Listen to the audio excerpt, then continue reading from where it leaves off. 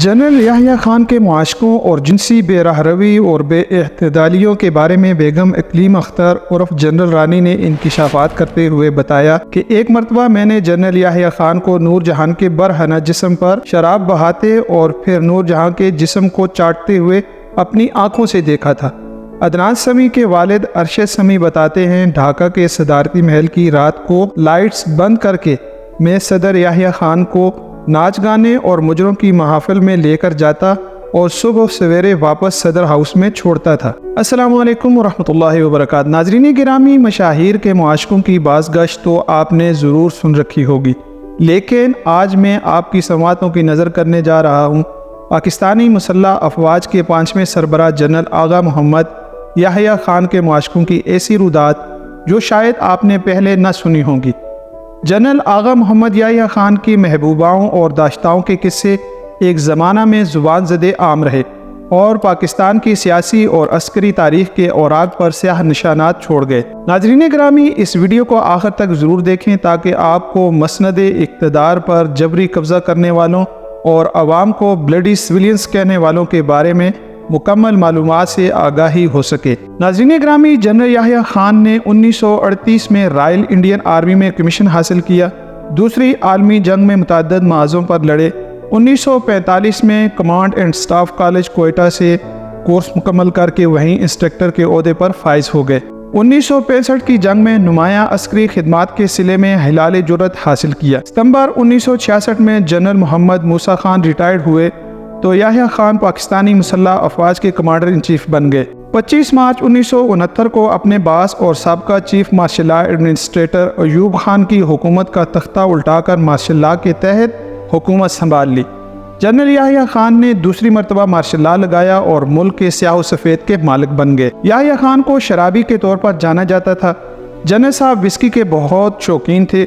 1971 की जंग में शिकस्त के असबाब जानने के लिए कायम होने वाले हमूदुर रहमान कमीशन ने जनरल याहिया खान समेत उस वक्त के अरबाब इख्तियार व इक़्तिदार से पूछगछ की तो मालूम हुआ कि याहिया खान शराब और औरतों का रसिया था। जनरल याहिया खान के जिन औरतों से ताल्लुकात थे उनमें बेगम शमीम हुसैन, बेगम जूनागढ़, मलका तरन्नुम नूर जहां, अकलीम अख्तर रानी, नाजली बेगम, कराची की एक मशहूर रखेल ज़ैनब, अनवरा बेगम, ढाका की एक इंडस्ट्रियलिस्ट खातून लिली खान और लैला मुजम्मल। ऐसे ही अदाकाराओं में शबनम, शगुफ्ता, नगमा, तराना और बेशुमार दूसरों के नाम भी शामिल थे।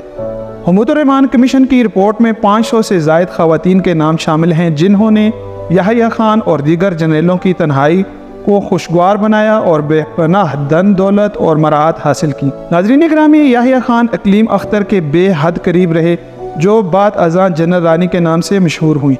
याहिया खान और रानी का ताल्लुक उस वक्त उस्तवार हुआ जब याहिया खान ने जनरल कमांडिंग अफीसर की हैसियत से सियालकोट CMH का दौरा किया जहां अकलीम अख्तर रानी ज़ेरे इलाज थी। दोस्ती मुख्तसर अरसे में बेतकल्लुफ़ी में तब्दील हो गई, यहाँ तक कि 1965 की पाक भारत जंग के दौरान याहिया खान बजरिया हेलीकॉप्टर अकलीम अख्तर रानी के घर जाता रहा जहां वो गुजरात के नज़दीक छम सेक्टर का इंचार्ज था। अकलीम अख्तर उर्फ जनरल रानी याहिया खान को प्यार से जनरल आगा जानी के नाम से पुकारा करती थी। बयान किया जाता है कि जनरल याहिया खान से इंतहाई कुर्बत की वजह से बेगम अकलीम अख्तर को जनरल रानी कहा जाता था, जिसके पास कोई सरकारी ओहदा नहीं था लेकिन मोहतरमा को भारी प्रोटोकॉल दिया जाता था। नाज़रीन गिरामी, बहुत कम लोग जानते हैं कि जनरल रानी मशहूर गुलकार अदनान समी की नानी थी।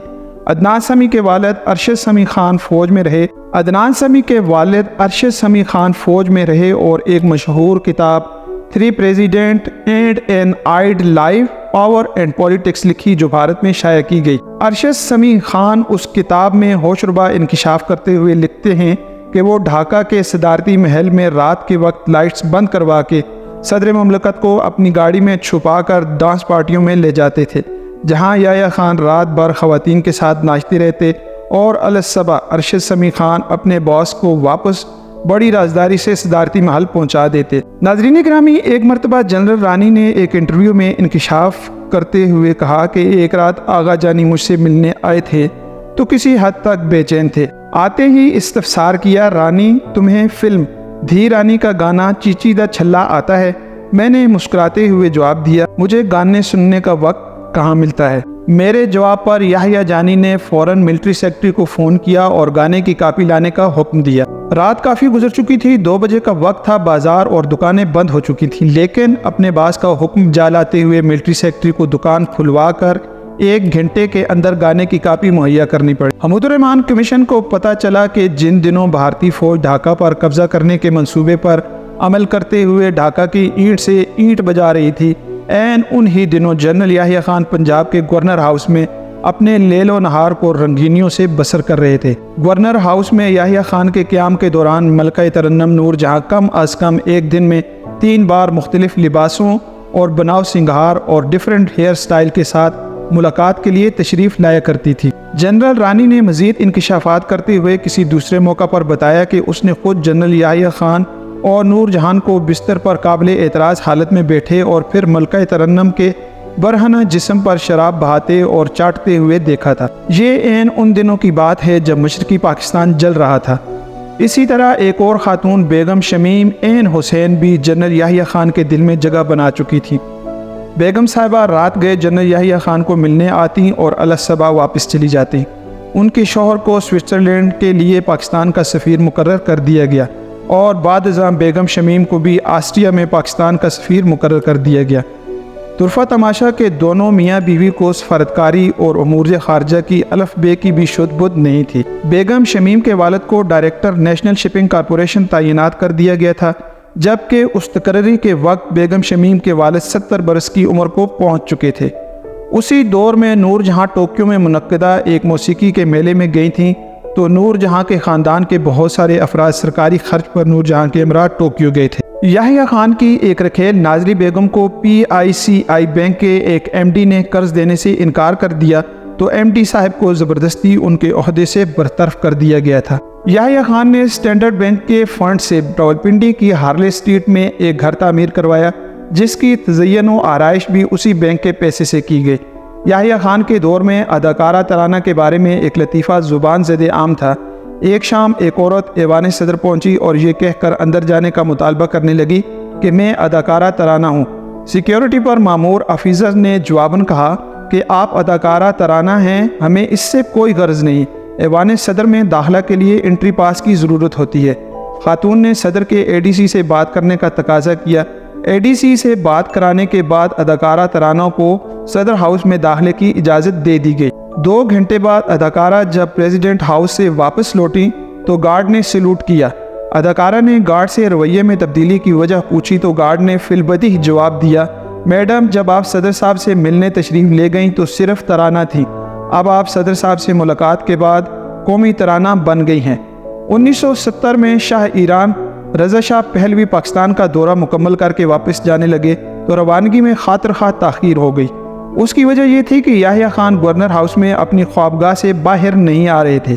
پروٹوکول کے حوالے سے مسئلہ پیدا ہو گیا تھا کیونکہ کوئی بھی صدر صاحب کی خوابگاہ میں داخل ہونے کی جرت نہیں کر سکتا تھا۔ آخرکار ملٹری سیکرٹری نے بیگم اقلیم اختر عرف جنرل رانی سے درخواست کی کہ وہ اندر جائیں اور صدر صاحب کو خوابگاہ سے باہر لائیں۔ جنرل رانی اندر گئیں تو صدر صاحب کو ملک کی ایک معروف ترین گلوکارہ کے ساتھ ہم آغوش پایا۔ گو اس گلوکارہ نے جنرل صاحب کی وردی پہننے میں ان کی مدد کی اور رانی صدر یحییٰ صاحب کو خوابگاہ سے باہر لائی۔ رانی نے مزید انکشافات کرتے ہوئے بتایا کہ اقتدار سنبھالنے سے پہلے ایک رات وہ یحییٰ خان کے پہلو میں تھی تو شیخ مجیب الرحمن کمرے میں آ گیا۔ شیخ مجیب الرحمن کے جانے کے بعد رانی نے یحییٰ خان کو کہا کہ اس شخص کو ملنے سے ایوب خان صاحب ناراض ہو سکتے ہیں۔ جواباً یحییٰ خان نے کہا موٹی فکر نہ کرو، ایوب خان اب بے بس ہو چکا ہے، اب تم حکومت کرو گی، لیکن کسی سے اس بات کا ذکر نہ کرنا کیونکہ یہ خفیہ معاملہ ہے۔ بعد میں حمود الرحمن کمیشن نے جب یحییٰ خان سے جنرل رانی کی بابت سوالات کیے تو یحییٰ خان نے کہا میں رانی کے خاندان کو اس وقت سے جانتا ہوں جب میرے والد آغا سعادت علی کی بطور SP گجرات پوسٹنگ ہوئی، یہ بہت عرصہ پہلے کی بات ہے۔ رانی میری بہن کے جیسی ہے۔ جنرل رانی مشاہیر کے معاشقوں کا ایک ذہین لیکن رنگین باپ تھی۔ اس کے سینے میں کئی راز ہائے سربستہ دفن تھے۔ وہ واحد دلیر عورت تھی جو یہ بتا سکتی تھی کہ کس کس دور میں اس کی کون کون سی معاصر ہمجولیوں نے ایوان اقتدار میں شراب و شباب کی محافل آراستہ کرنے میں ذمہ داری لے رکھی تھی۔ افسوس یہ راز جنرل رانی کے پیوند خاک ہوتے ہی رزق خاک بن گئے۔ جنرل آغا محمد یحییٰ خان نے بھی 61 برس تک مطمئن اور خوشحال زندگی بسر کی۔ وہ اپنے راولپنڈی کے ہارلے اسٹریٹ والے گھر میں ہی مقیم رہے، جو کہ اسٹینڈرڈ بینک کے فنڈ سے تعمیر کیا گیا اور پھر تزئین و آرائش بھی اسی بینک کے کھاتے میں کی گئی۔ جنرل یحییٰ کو بطور سابق صدر اور آرمی چیف ان کی پینشن اور دیگر سرکاری مراعات حاصل رہیں۔ 10 اگست 1980 کو یحییٰ خان نے وفات پائی۔ یحییٰ خان کو پورے فوجی اعزاز کے ساتھ سپرد خاک کیا گیا۔ ناظرین گرامی، امید واثق ہے کہ یہ ویڈیو آپ کو ضرور پسند آئے گی۔ ایسی ہی معلوماتی اور تاریخی، علمی و اسلامی تاریخ کی ویڈیوز دیکھنے کے لیے چینل کو ضرور سبسکرائب کر لیں، بیل آئیکن کو پریس کرنا نہ بھولیں۔ ویڈیوز کو اپنے احباب کے ساتھ بھی ضرور شیئر کریں۔ آپ سب کے دیکھنے سننے کا بہت شکریہ۔ اپنے عزیزوں، رشتہ داروں سب کا بہت سارا خیال رکھیں۔ ملتے ہیں ایسی ہی کسی دوسری ویڈیو میں، تب تک اللہ حافظ و ناصر۔